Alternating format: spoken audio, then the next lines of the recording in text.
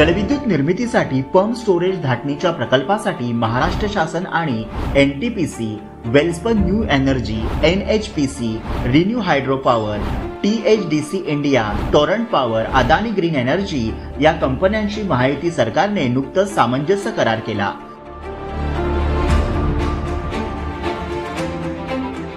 ज्यामध्ये 62,550 इतकी रोजगार निर्मिती होणार आहे। उपमुख्यमंत्री देवेंद्र फडणवीस यांच्या पुढाकाराने हे विक्रमी करार करण्यात आले असून त्यातून 35,240 मेगावॅट वीज निर्मिती होणार आहे।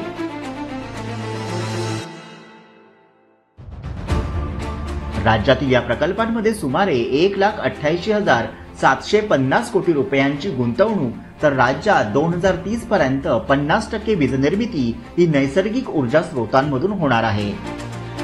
या करारामुळे शाश्वत वीज निर्मिती आणि अर्थव्यवस्था वाढीस मोठा हातभार लागणार आहे। राज्याची एकूण वीज निर्मितीची स्थापित क्षमता 46,000 मेगावॅट असून 40,870 मेगावॅटचे पंप स्टोरेज क्षेत्रात वीज निर्मिती करार झाल्यानं हरित ऊर्जा क्षेत्रात राज्याचं हे मोठं पाऊल आहे। राज्यात सौर ऊर्जा निर्मितीतही लक्षणीय वाढ करण्यात येत आहे।